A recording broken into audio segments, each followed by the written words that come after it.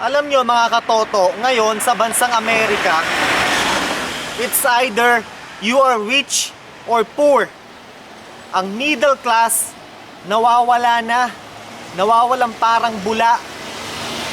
So again, it's either you are rich or poor. Ang middle class, nawawala na. Isa sa malaking contributing factor ay ang pag-e-export ng trabaho sa mga mahihirap na bansa na kagaya ng Pilipinas.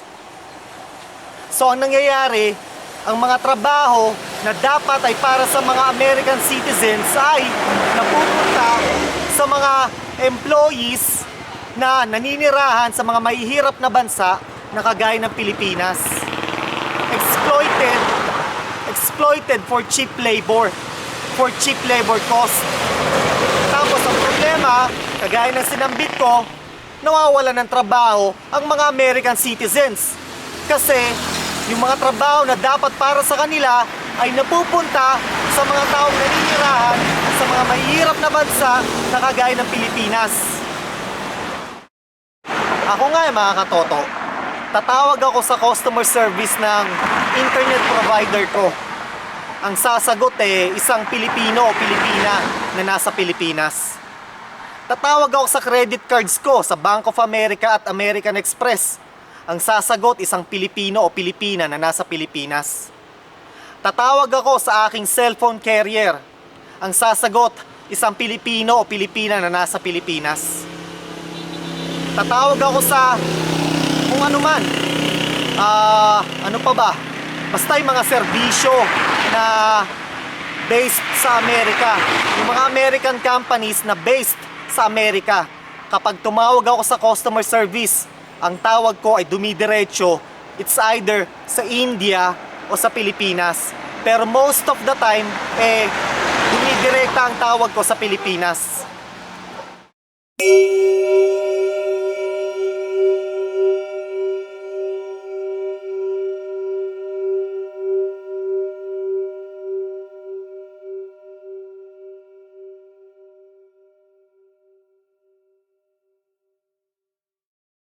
Mga katoto, hindi lang ito about customer service ha.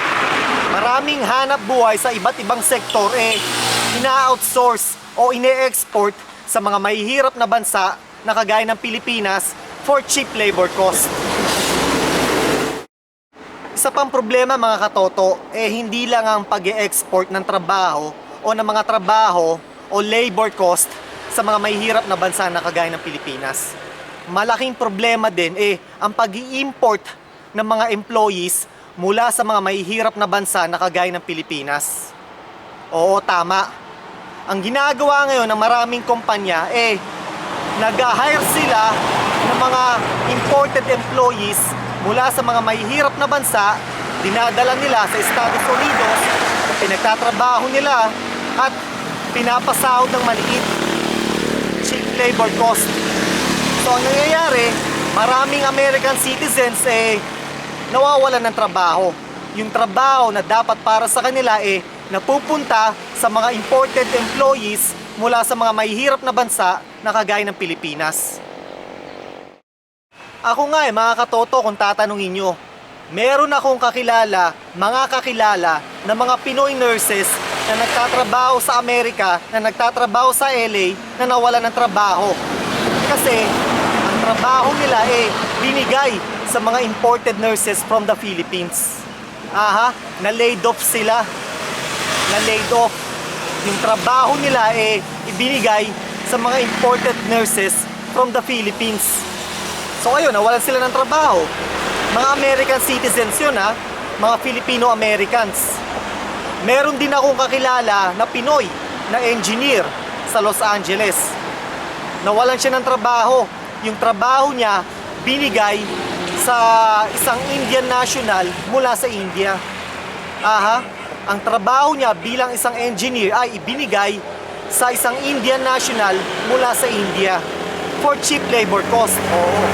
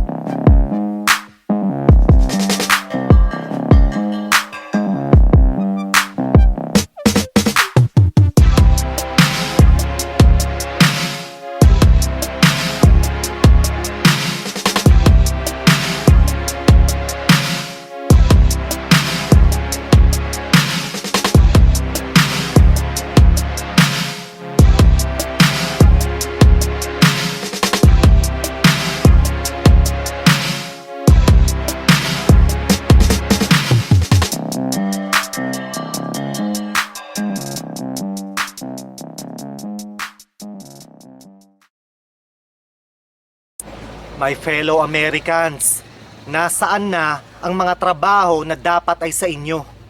Nasaan na? Alam nyo, in the past, lagi kong binabanggit ang tungkol sa pag-export ng mga crony businessmen na yan ng mga trabaho papunta sa mga mahihirap na bansa kagaya ng Pilipinas. So ngayon, pag-usapan naman natin ang pag-import. Oo, ang pag-import. Teka, maingay.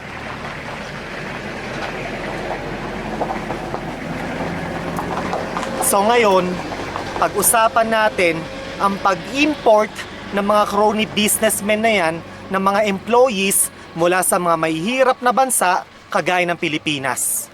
Pag-usapan natin yan. May mga kakilala akong Pilipino na nurse sa Pilipinas na intentionally imported to work in the US for cheap labor. Aha, nasa Amerika na sila ngayon.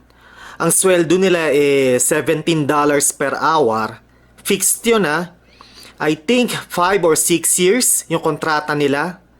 Pero yun nga, sa loob ng 5 o 6 na taon, fixed yun na $17 per hour. Magkano na ang starting salary ng mga nurse ngayon sa Amerika? Yung mga US citizen yung mga US citizens. Magkano? $70 per hour? $80 per hour? Tapos yung mga imported na Filipino nurse, yung mga Pinoy na nurse na pinadala sa Amerika for cheap labor, kumikita lang ng $17 per hour. Ang laking diferensya, di ba? Napakalaking diferensya. So kita nyo, no? Yung $17 per hour, napakaliit nun kumpara sa $70 to $80 per hour. Ang liit, di ba? Super liit. Kaya eto nga sinasabi ko sa inyo, Filipinos steal jobs that were supposed to be for the American people. Those Filipinos are exploited for cheap labor. Aha.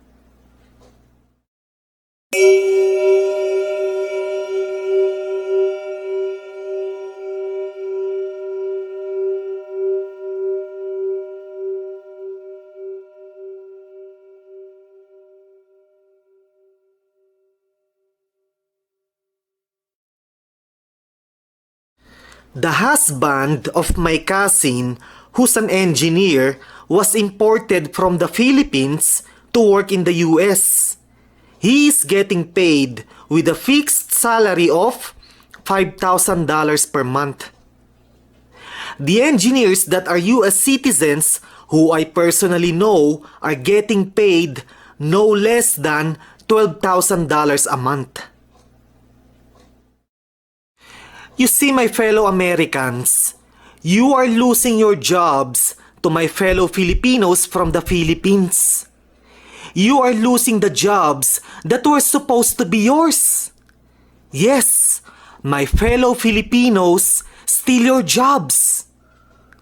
You see, I have nothing against capitalism.